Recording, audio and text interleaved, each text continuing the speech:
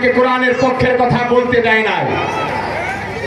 যারা কোরআন ওয়ালাদেরকে কষ্ট দিয়েছেন, যারা কোরআনের পাখিদেরকে আল্লামা দেলোয়ার হোসেন সাইদি সহ আল্লামা মামুনুল হক এরকম হাজারো লাখো আলেমদেরকে নির্যাতন করেছে, কথা বলেন ঠিক কিনা?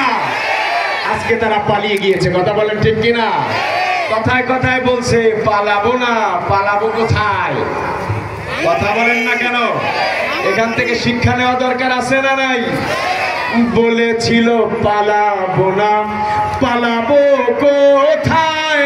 প্রয়োজনে উঠবো গিয়ে ফখরুল সাহেবের বাসায়।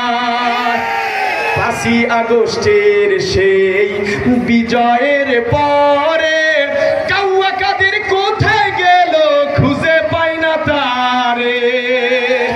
পাইলে তারে খবর দিও, পাইলে তারে খবর দিও, কিছু কমু না, উচিত কথা কমু কি ভাই কমু না।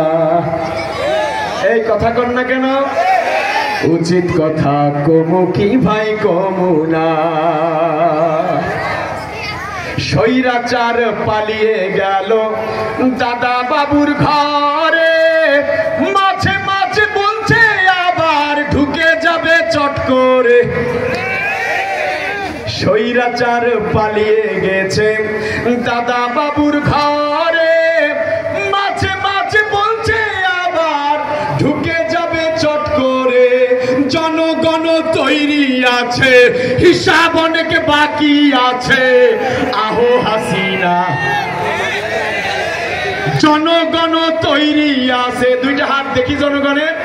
জনগণ তৈরি আছে, হিসাব অনেক বাকি আছে, আহো ভাতিজা। কথা বলেন না কেন? উচিত কথা কমু কি ভাই কমু না।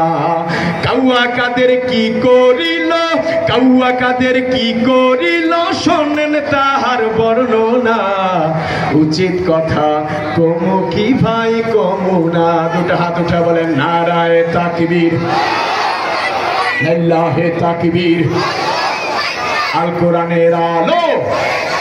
যালিকাল কিতাবু লা রাইবা ফীহি, যালিকাল কিতাবু লা রাইবা ফীহি, হুদাল লিল মুত্তাকিন।